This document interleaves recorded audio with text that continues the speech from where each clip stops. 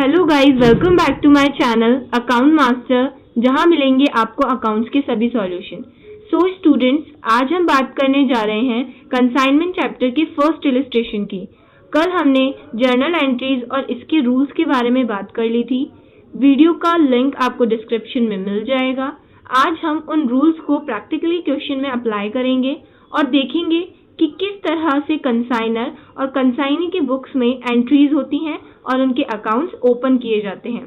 Consignment की accounting आज हम प्रैक्टिकली करके देखेंगे। इसमें आज एक और टॉपिक आपका कवर हो जाएगा, कैलकुलेशन ऑफ अनसोल्ड स्टॉक, जो कि एक वेरी मोस्ट इंपॉर्टेंट टॉपिक है। ये भी इसी इलस्ट्रेशन के साथ सॉल्व हो जाएगा। इस टॉपिक को समझाते हुए और इसके नोट्स के साथ मैं क्वेश्चन शुरू करूंगी। सो अगर आपको ये वीडियो पसंद आए तो लाइक कीजिएगा और अपने दोस्तों को भी ये वीडियो शेयर कीजिएगा। चलिए शुरू करते हैं इस मज़ेदार वीडियो को। सब्सक्राइब करें अकाउंट मास्टर को और बेल आइकन दबाएं लेटेस्ट वीडियो सबसे पहले पाने के लिए।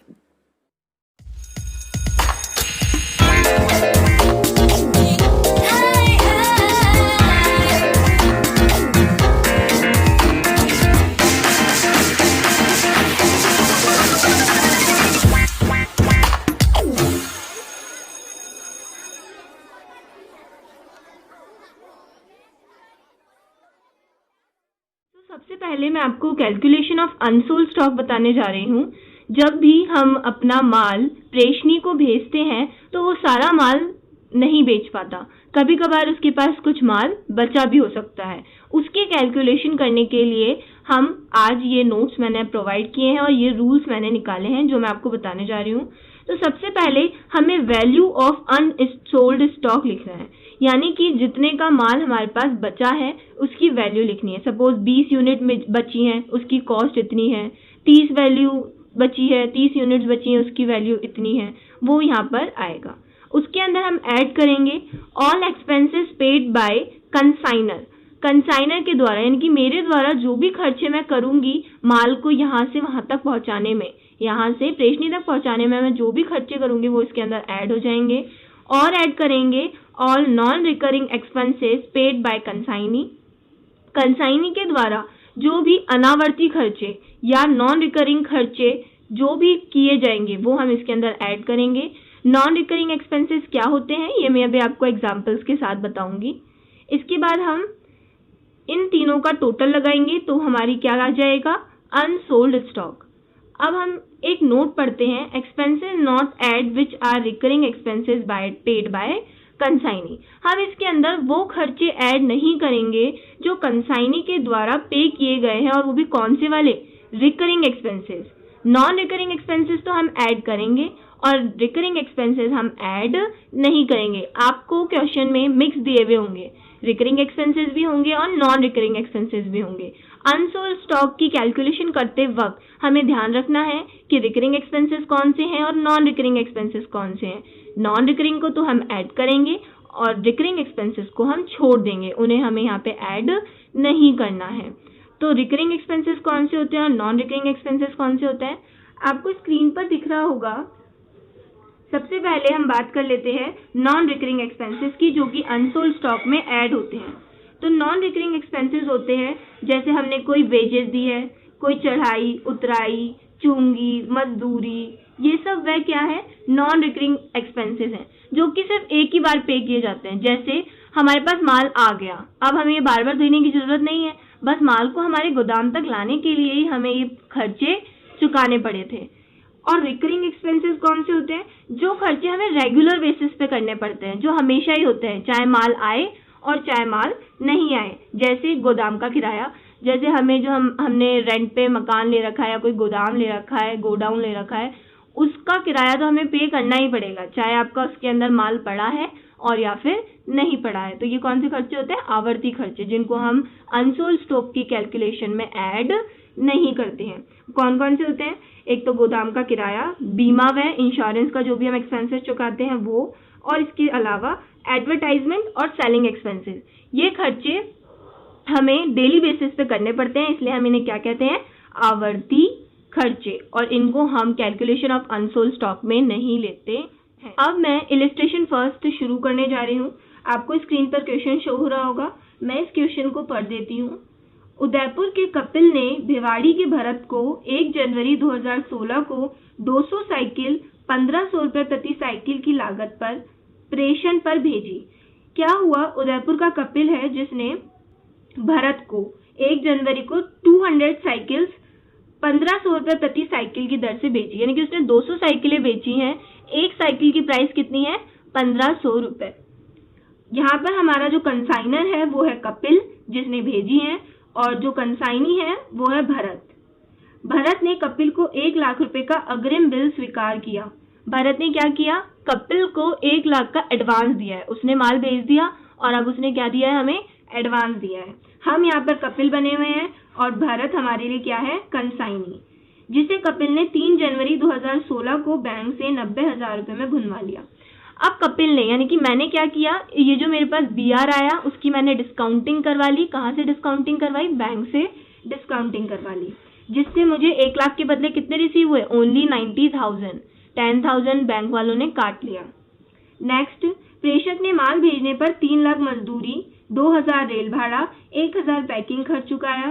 प्रेषणी ने 1,000 उतराई, 500 रुपये चुंगे और 2,000 गोदाम किराए के चुकाए।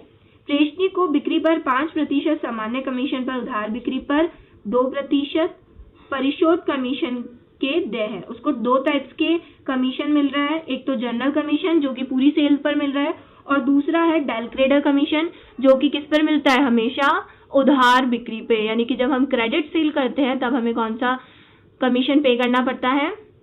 Del credere commission. इसके आगे बोल रहा है, भरत ने 100 साइकिलें नगद 1800 रुपये प्रति साइकिल, उसने 100 साइकिल तो कैसे सेल करी? कैश में सेल करी, और कितने रुपए की एक साइकिल बेची? 1800 रुपये की एक साइकिलें बेची, और 50 साइकिलें उसने उधार दी जो कि 2,000 रुपये प्रति साइकिल के हिसाब से भेजी।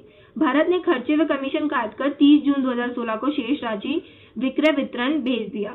विक्रय विवरण भी भेज दिया, और जो शेष राशि उसने अपना कमीशन काटने पर दी हमें भेज दी। कपिल एवं भरत की पुस्तकों में आवश्यक जर्नल प्रविष्टियां दीजिए एवं खाते बनाइए। आपको इंग्लिश में भी नीचे क्वेश्चन शो हो रहा होगा। ये दोनों ही क्वेश्चन हिंदी इंग्लिश दोनों में है। मैंने एक बार आपको इसको समझा दिया है। अब मैं इसकी जर्नल एंट्रीज करके दिखाती हूँ। सबसे पहले हम हमारी पुस्तकों में एंट्री कर रहे हैं, यानी कि कपिल की पुस्तकों में हम एंट्री कर रहे हैं। तो सबसे पहले ट्रांजैक्शन क्वेश्चन में क्या हुई हमें वही देखनी है। हमने सबसे पहले 1 जनवरी को उसको माल भेजा है। क्या किया? 1 जनवरी 2016 को हमने उसे माल भेजा है। जनवरी 1 हमने माल भेजा, तो मैंने आपको एंट्रीज बताई थी। क्या एंट्री होगी? कंसाइनमेंट अकाउंट DR, हमारे पास से क्या गया? To goods sent of consignment account. Consignment account DR to goods sent of consignment account. कितने का माल हमने उसे भेजा? हमने भेजा 200 साइकिल, 200 हमने साइकिल्स बेची, और कितने की थी? एक 1500 रुपए की। कितने हो गए?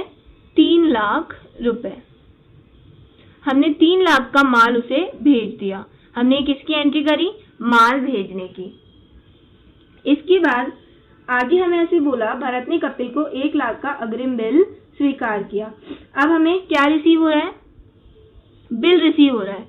लेकिन इससे पहले हम ये देख लेते हैं कि हमने कोई खर्चा तो नहीं किया। तो प्रेषक ने माल भेजने पर, अब आप देखिए एक बात यहाँ पे ध्यान रखने की है कि हम जब उसे माल भेज देते हैं तब हम खर्चा करेंगे, या फिर हमारे पास जब एडवांस रिसीव हो जाएगा तब हम खर्चा करेंगे। प्रेषक खर्चा माल भेजते वक्त ही कर देता है। कौन कौन से? जैसे उसने यहाँ से पिकअप करवाया ये माल को वहां तक पहुंचाने के लिए, तो ये रेल भाड़ा या कोई भी भाड़ा उसने पे किया, तो वो हम पहले करेंगे। तो इसी डेट को हमने वो खर्चा किया होगा। कितने रुपए का खर्चा किया हमने? टोटल 6,000 रुपीज का प्रेषक ने खर्चा किया। कौन कौन सा? मजदूरी चुकाई 3,000 रुपये, रेल भाड़ा चुकाया 2,000 रुपये, पैकिंग चुकाया 1,000 रुपये। तीनों मिलाकर के 6,000 रुपये उसने खर्चा किया। तो उसकी एंट्री होगी consignment account DR to cash. ये सब एंट्रीज वहीं से आ रही हैं जो मैंने आपको पहले बताया था। कौन कितने रुपए? 3,000, प्लस 2000 प्लस 1000 रुपीज़। टोटल हमने कितने खर्च किए? 6000 रुपये। इसके बाद अब हमें क्या रिसीव होगा? BR रिसीव होगा Jan 3rd को, जैसा कि इसने बोला है Jan 3rd को हमें क्या रिसीव होगा? BR रिसीव होगा। तो bills receivable account DR to Bharat account, हमें किससे रिसीव हुआ है? ये भरत से रिसीव हुआ है, जो कि क्या है? कंसाइनी है। कितने रुपए का रिसीव हुआ? 1 लाख रुपीस का हमें BR रिसीव हुआ एडवांस के रूप में। इसके बाद हमें आगे बोल रहा है कि हमने इसे भुनवा लिया। क्या किया हमने? इसको डिस्काउंटिंग करवा ली। तो इसकी डिस्काउंटिंग की क्या एंट्री होती है? कैश अकाउंट DR, हमारे पास पैसे आए होंगे, कितने आए? 90,000, 1 लाख का था और 90,000 रुपये हमें बैंक ने वापस किए क्योंकि हमने इसकी डिस्काउंटिंग कराई है। 90,000 कंसाइनमेंट अकाउंट को हम यहाँ डेबिट करेंगे। मैं पहले अपने नोट्स में बता चुकी हूँ। कंसाइनमेंट अकाउंट ये डिस्काउंट का पैसा है जो कि बैंक डिस्काउंटिंग करने पर काटती है। 10,000 रुपीज़ उसने काट लिए और हमारे पास से क्या चला गया? BR चला गया। 1 लाख का BR हमारे पास से चला गया। 90,000 हमें रिसीव होगा। 10,000 रुपये बैंक ने डिस्काउंटिंग के काट लिए। इसके बाद हम एंट्री करेंगे जो खर्चे किसने किए हैं? कंसाइनी ने जो खर्चे किए हैं उसकी भी हमारी पुस्तकों में एंट्री होती है। तो उसकी एंट्री होती है कंसाइनमेंट अकाउंट DR। कंसाइनमेंट अगर हम करते तो हम यहाँ क्या कर देते? टू कैश, जैसे कि अभी हमने ऊपर किया। अगर हमने खर्चा किया था तो हमने टू कैश किया था। अब ये खर्चा कौन कर रहा है? भरत। तो टू हम क्या लिखेंगे? भरत अकाउंट। कितने रुपए खर्च किए उसने टोटल? प्रेषणी ने 1,000 रुपये तो उतराई के दिए, प्लस 500 रुपीज उसने चुंगी के चुकाए और 2,000 रुपये उसने गोदाम का चुकाया। टोटल उसने कितने खर्चे चुकाए? 3,500 रुपये, 3,500। इसके बाद नेक्स्ट एंट्री हम करेंगे, उसने माल बेचा। हमने यहाँ तक की बात कर ली, गोदाम का किराया चुकाया। उसके बाद उसने माल बेचा। कितना कितना माल बेचा वो हम देख लेते हैं। भरत ने 100 साइकिलें नगद 1,800 प्रति हिसाब से और 50 साइकिलें उधार 2,000 रुपये प्रति साइकिल के हिसाब से उसने बेची हैं। तो हम इसकी एंट्री करेंगे। Bharat account DR। भरत को हमने यहाँ पे क्या बना लिया? अपना डेटर बना लिया, क्योंकि उसने माल बेच दिया, वो ये पैसे हमें देगा। Bharat account DR to consignment account.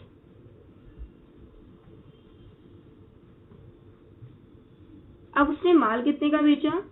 Cash में जो उसने माल बेचा वो तो है 100 साइकिल्स 1800 के हिसाब से। एक तो उसने ये बेचा यानी कि हो गए 1,80,000 और दूसरा जो उसने क्रेडिट में माल बेचा वो है 50 साइकिल्स 2,000 रुपीज के हिसाब से यानी कि 1 लाख। टोटल उसने माल कितने का बेचा? 2,80,000 रुपये का माल बेचा। तो हम एंट्री कर लेते हैं। भरत अकाउंट DR 2,80,000 और टू कंसाइनमेंट 2,80,000। हमने उसे यहाँ पर अपना डेटर इसलिए बना लिया भरत को क्योंकि वो हमें पैसे देकर जाएगा और जो भी हमें पैसे देने वाला होता है वो हमारा देनदार होता है यानी कि डेटर होता है। इसलिए हमने एंट्री करी Bharat account DR to consignment account. अब हम नेक्स्ट कमीशन की एंट्री करेंगे। जो एंट्री हम कमीशन ड्यू करने की करते हैं, तो कमीशन ड्यू करने की एंट्री होती है consignment account DR, consignment account DR to Bharat. अब हमने यहाँ पर भरत को क्या बना लिया? अपना क्रेडिटर बना लिया क्योंकि हम इस अमाउंट से उसको पेमेंट करेंगे। यहाँ पर हमने उसे डेटर बनाया था क्योंकि ये पैसा उसे हमें देना था और ये पैसा हमें उसे देना है। ये पैसा प्रेषणी हमें देगा और ये पैसा हम प्रेषणी को पे करेंगे क्योंकि ये किसका पैसा है? कमीशन का। इसके लिए मैं डाल देती हूँ वर्किंग नोट नंबर 1 क्योंकि इस अमाउंट की कैलकुलेशन हमें करना है। सो अब हम कमीशन की कैलकुलेशन कर लेते हैं। तो हम डालते हैं working note number 1 calculation of commission. अब हमें कमीशन का अमाउंट निकालना है। तो कमीशन की वाली जो लाइन है वो मैं वापस से एक बार रिपीट कर देती हूँ। कमीशन के लिए उसने कहा प्रेषणी को बिक्री पर 5% सामान्य कमीशन, उसे जनरल कमीशन तो कितना देना है 5% और उधार बिक्री पर कितना देना है 2% डायल क्रेडिटर कमीशन देना है। तो सबसे पहले हम जनरल कमीशन की बात कर लेते हैं। जनरल कमीशन कितना बनता है उसका जनरल कमीशन? जनरल कमीशन बनता है पूरी सेल्स पर। तो पूरी सेल उसने कितनी करी है 2,80,000 पर मल्टीप्लाई बाय 5%। अब यहाँ पर बच्चे गलती कर देते हैं, वो सोचते हैं जनरल कमीशन कैश सेल्स पर मिलता है। नहीं, आपको ध्यान रखना है जनरल कमीशन पूरी सेल्स पर मिलता है। आपने जितनी भी सेल करी हो उसका उतना प्रतिशत जितना क्वेश्चन में बोला गया है। तो हमने पूरी 2,80,000 की सेल की है, उसका 5% निकालना है। तो 2,80,000 का 5% होता है 14,000। नेक्स्ट अब हम निकालेंगे डायल क्रेडिटर कमीशन।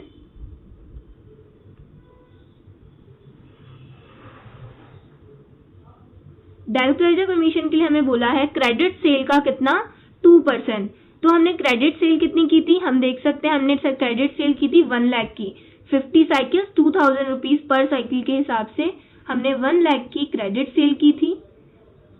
उसका कितना परसेंट हमें देना है 2% देना है, जो कि होता है 2,000 रुपीज। अब हम इन दोनों को टोटल कर लेते हैं। तो हमें कितना पेमेंट करना है उसको कमीशन का 16,000 रुपीज। अब हम वापस हमारी एंट्रीज की तरफ चलते हैं। तो 16,000 से मैं ये एंट्री कर देती हूँ consignment account DR to Bharat account. किसकी एंट्री है ये? कमीशन ड्यू करने की। अब हमें अनसोल्ड स्टॉक की एंट्री करनी है, जो हमारा स्टॉक बच गया है। अब हमें पता कैसे चलेगा कि हमारा स्टॉक बच गया है? तो अभी मैं उसकी कैलकुलेशन करके दिखाती हूँ। पहले मैं यहाँ एंट्री कर लेती हूँ। Unsold stock account DR to consignment account, ये एंट्री होती है हमारी अनसोल्ड स्टॉक की। इसके लिए हम डाल देते हैं वर्किंग नोट नंबर 2। अब हम यहाँ करेंगे working note number 2, calculation of unsold stock. Calculation of unsold stock. अब इसके लिए मैंने आपको एक फॉर्मूला स्टार्टिंग में दिखाया था, आपको उसका स्क्रीनशॉट ले लेना चाहिए था, या फिर अब आप बाद में ले लीजिएगा। तो उसी फॉर्मूले को ध्यान में रखते हुए हम यहाँ पर अनसोल्ड स्टॉक की कैलकुलेशन करेंगे। तो देखिए हमने उसे कितनी साइकिल्स स्टार्टिंग में भेजी थी 200 साइकिल्स हमने उसे भेजी थी, और उसने बेच कितनी दी इसमें से उसने 150 साइकिलें बेच दी। 100 तो उसने कैश में बेची थी और 50 उसने क्रेडिट में बेची थी। तो कितनी साइकिलें हमारे पास अब बची हैं 50 साइकिल्स। कैसा स्टॉक है? अनसोल्ड स्टॉक है 50 साइकिल्स। अब हम हमारा फॉर्मूला लगाना स्टार्ट करते हैं। फॉर्मूला था वैल्यू ऑफ अनसोल्ड स्टॉक। तो अनसोल्ड स्टॉक की वैल्यू लिख लेते हैं। 50 साइकिल्स कितने रुपए के हिसाब से हमने उसे भेजी थी? 1,500 रुपए के हिसाब से हमने उसे भेजी थी, यानी कि हमारा स्टॉक का मूल्य है कितना 75,000। इसके अंदर हमें कुछ खर्चे ऐड और करने पड़ते हैं। तो सबसे पहले हम प्रेषण के खर्चे यानी कि जो हमने किए हैं एक्सपेंसेस बाय कंसाइनर, हमने क्या क्या खर्चे किए थे? हमने टोटल 6,000 रुपीज के खर्चे किए थे, जिसकी हमने एंट्री भी की थी। अब मैंने वहां पे लिखा था प्रपोर्शनेटली। प्रपोर्शनेटली का मतलब आपको अब समझ आएगा। हमने 6,000 रुपीज खर्च किए थे पूरी 200 साइकिल्स पर। हमने जो 6,000 रुपये खर्च किए थे वो किस पे किए थे? पूरे 200 साइकिल्स को भेजने में खर्च किए थे। लेकिन अब हम कितने स्टॉक की वैल्यूएशन निकाल रहे हैं? ओनली 50 स्टॉक की। तो 50 के हिसाब से ही हमें 6,000 को भी बांटना पड़ेगा। 6,000 200 पर था, हमें 50 पर निकालना है। तो वो निकालने के लिए हमें क्या करना पड़ता है? 6,000 डिवाइडेड बाय 200। ये खर्चा कितने पर था? 200 पर, और हमें चाहिए कितने के लिए? 50 के लिए। ये होता है प्रोपोर्शनेटली कैलकुलेशन। 6,000 डिवाइडेड बाय 200, क्योंकि 200 साइकिल्स के लिए था, और कितने साइकिल्स के लिए हमें चाहिए? 50 साइकिल्स के लिए हमें चाहिए। तो ये होता है 1,500 रुपये। ये हम इसमें ऐड कर लेंगे। इसके अलावा हमें नॉन रिकरिंग एक्सपेंसेस ऐड करने हैं। नॉन रिकरिंग एक्सपेंसेस किसके द्वारा? कंसाइनी के द्वारा जो पे किए गए हैं। अब हम यहाँ पे देखते हैं कि कंसाइनी ने भी बहुत तरह के खर्चे कर रखे हैं। 1000 रुपीज तो उसने उतराई के दिए थे, 500 रुपीज उसने चुंगी के पे किए थे और 2000 रुपीज उसने गोदाम का किराया पे किया था। तो 3 तरह के खर्चे हैं, उतराई, चुंगी और गोदाम किराया। अब इसमें से कौन से लेते हैं और कौन से नहीं लेते हैं। तो जैसा कि मैंने आपको बताया था, नॉन रिकरिंग एक्सपेंसेस होते हैं चढ़ाई, उतराई, चुंगी, मजदूरी, जबकि जो गोदाम किराया है वो कौन सा एक्सपेंसेस है, रिकरिंग एक्सपेंसेस है। तो हमें कौन से एक्सपेंसेस लेने हैं, नॉन रिकरिंग, जो कि है 1000 रुपीज उतराई और 500 रुपए चुंगी। कितने हो गए, 1500 रुपए। सिर्फ 1500 ही हमें अमाउंट लेना है और इसकी भी प्रोपोर्शनेटली कैलकुलेशन करनी है, क्योंकि 1500 किस पे था, 200 पर, हमें चाहिए 50 पर ओनली, जो होते हैं 375। हमारे अनसोल्ड स्टॉक की कैलकुलेशन हो गई है और हमारा अमाउंट आ गया है 76875, 76,875 रुपए। अब हम इस वैल्यू को हमारी एंट्री में पोस्ट कर देंगे, 76,875, 76,875। बाकी की जो एंट्रियां बची हैं वो सारी अकाउंट से आएंगी। अब हम अकाउंट्स को डिस्कस कर लेते हैं। अब हम हमारी लेज़र पोस्टिंग की तरफ आ गए हैं। आपको बुक्स ऑफ कपिल में लेज़र दिख रही होगी। सबसे पहला खाता जो है वो है कंसाइनमेंट अकाउंट। तो हमने कंसाइनमेंट अकाउंट में पहली जो एंट्री हमने की थी, कंसाइनमेंट अकाउंट दिया to goods sent of consignment, उसकी पोस्टिंग की है to goods sent on consignment account 3 lakh रुपए से। इसके बाद हमने जो एक्सपेंसेस पे किया था उसकी एंट्री की थी कंसाइनमेंट अकाउंट दिया टू कैश, उसकी पोस्टिंग हमने की है टू कैश 6000 रुपीज़। इसके बाद हमने जहाँ पर कंसाइनमेंट अकाउंट आया था, फोर्थ एंट्री की थी बैंक अकाउंट दिया, कंसाइनमेंट अकाउंट दिया टू बीआर, क्योंकि हमने डिस्काउंटिंग की थी। तो डिस्काउंटिंग के लिए जो हमारे पैसे कटे थे बैंक के द्वारा, जो काटे गए थे 10,000 रुपीज़, उसको हमने कंसाइनमेंट अकाउंट को डेबिट किया था। तो यहाँ पर उल्टी पोस्टिंग होगी टू बीआर के नाम से, 10,000 रुपीज़ आपको दिख रहे होंगे। इसके बाद हमने एंट्री की थी कंसाइनमेंट अकाउंट दिया टू भरत, ये भरत के द्वारा जो खर्चे चुकाए गए थे उसकी एंट्री थी। तो ये पोस्ट होगी टू भरत के नाम से और ब्रैकेट में लिख देंगे हम एक्सपेंसेस 3500 रुपये भरत के द्वारा किए गए थे एक्सपेंसेस। इसके बाद हमने एंट्री की थी भरत अकाउंट दिया टू कंसाइनमेंट, उसने माल बेचा था, तो कंसाइनमेंट अकाउंट में ये पोस्ट होगी बाय भरत के नाम से और ब्रैकेट में हम लिख देंगे सेल्स 2,80,000। इसके बाद हमने उसको कमीशन पे किया था जो कि हमने ड्यू की थी कंसाइनमेंट अकाउंट दिया टू भरत अकाउंट, जो कि थी 16,000 रुपीज़ से। तो हम कंसाइनमेंट अकाउंट में पोस्टिंग करेंगे टू भरत और ब्रैकेट में लिख देंगे कमीशन 16,000 रुपीज़। अब हम अनसोल्ड स्टॉक की बात कर लेते हैं। अनसोल्ड स्टॉक की हमने एंट्री की थी अनसोल्ड स्टॉक अकाउंट दिया टू कंसाइनमेंट, जो कि था 76,875। तो हम यहाँ पे पोस्टिंग करेंगे बाय अनसोल्ड स्टॉक अकाउंट। अब हम डेबिट का टोटल लगाएंगे और क्रेडिट का टोटल लगाएंगे। दोनों के टोटल का डिफरेंस डेबिट साइड आ रहा है टू P&L अकाउंट प्रॉफिट। अगर ये डेबिट की साइड आता है तो प्रॉफिट होता है, क्रेडिट की साइड बैलेंसिंग फिगर बचता है तो ये क्या होता है, लॉस। इधर का टोटल लगाया, उधर का टोटल लगाया। क्रेडिट के टोटल में से डेबिट का टोटल माइनस करने पर 21,375 प्रॉफिट आ रहा होगा आप लोगों के भी। अब इसके लिए हम एंट्री करते हैं consignment account DR to P&L account, जहां हमने एंट्रीज की थी इसको भी वहीं पे हम एंट्री को पोस्टिंग कर देंगे 21,375 से।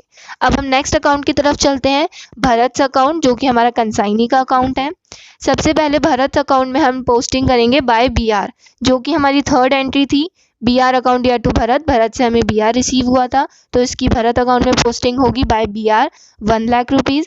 इसके बाद हमने बाय कंसाइनमेंट, भरत ने जो खर्चे चुकाए थे उसकी एंट्री हमने की थी कंसाइनमेंट अकाउंट दिया टू भरत, तो यहाँ पर पोस्टिंग होगी बाय कंसाइनमेंट 3500 रुपये। इसके बाद भरत को हमने कमीशन दिया था, उसकी एंट्री हमने की थी कंसाइनमेंट अकाउंट दिया टू भरत अकाउंट 16,000 रुपीज़, तो बाय कंसाइनमेंट अकाउंट 16,000 रुपीज़। इसके बाद हमने जो सेल की थी उसके लिए हमने एंट्री की थी भरत अकाउंट दिया टू कंसाइनमेंट अकाउंट, उसकी भी हमने पोस्टिंग कर दी है टू कंसाइनमेंट अकाउंट 2,80,000। अब हम डेबिट का टोटल करेंगे और क्रेडिट का टोटल करेंगे। तो क्रेडिट का टोटल कम आ रहा है तो हम यहाँ लिख देंगे by cash account balancing figure 1,60,500। ये वो पैसे हैं जो हमें शेष बचे हुए लौटाने हैं। अब आप इस खाते से पता लगा सकते हैं कि आपने उस उसने आपके कितने पैसे रख रखे हैं और कितने आपने उसे पेमेंट किया और वो कितने वापस कर रहा है। जैसा कि हम इस खाते से देख सकते हैं, उसने 2,80,000 रुपये की सेल की थी। इसके बाद उसने हमें एडवांस में 1,00,000 रुपये दे रखे थे, जो इसमें से माइनस हो जाएंगे। 3,500 रुपये उसने खर्चा किया, अब ये भी इसमें से माइनस हो जाएंगे। 16,000 उसके कमीशन के बचते हैं, ये भी उसके माइनस हो जाएंगे। और 2,80,000 में से फाइनल जो अमाउंट वो हमें रिटर्न करेगा वो है 1,60,500, जिसकी हम एंट्री भी कर देंगे। सो इसकी एंट्री होगी cash account DR to Bharat account. हमारे पास पैसे आ जाएंगे 1,60,500 रुपीज़। इसके बाद हम goods sent on consignment account में आ जाते हैं। हमने इसकी पोस्टिंग की थी बाय कंसाइनमेंट अकाउंट 3 लाख, जो फर्स्ट एंट्री से उठकर आया है। हम इसको बैलेंसिंग फिगर से बंद कर देंगे टू ट्रेडिंग अकाउंट। मैंने आपको बताया था goods sent on consignment account trading account से बंद होता है, तो हम यहाँ लिख देंगे ट्रेडिंग अकाउंट 3 लाख रुपीज़। इसके बाद हम लास्ट खाते की बात कर लेते हैं, स्टॉक विद एजेंट या अनसोल्ड स्टॉक। हमने अनसोल्ड स्टॉक की एंट्री की थी unsold stock account DR to consignment account, तो हम अनसोल्ड स्टॉक में इसकी पोस्टिंग कर रहे हैं टू कंसाइनमेंट अकाउंट 76,875। इसको हम बंद कर देंगे बाय बैलेंस CD से सेम अमाउंट से, और इसका टोटल आ जाएगा। इस तरह से हमने कंसाइनर की बुक्स में पूरी एंट्री शुरू से लेकर के लास्ट तक खातों की पोस्टिंग तक की एंट्री देख ली। इसी तरह से हम आगे के क्वेश्चंस भी करेंगे। अगर आपको मेरी वीडियो पसंद आए तो लाइक कीजिएगा और इसे अपने 12th के दोस्तों के साथ शेयर करना ना भूलें। अब हम मिलेंगे हमारी नेक्स्ट वीडियो में न्यू इलस्ट्रेशन और कंसाइनमेंट के न्यू टॉपिक्स के साथ। Thank you, bye bye.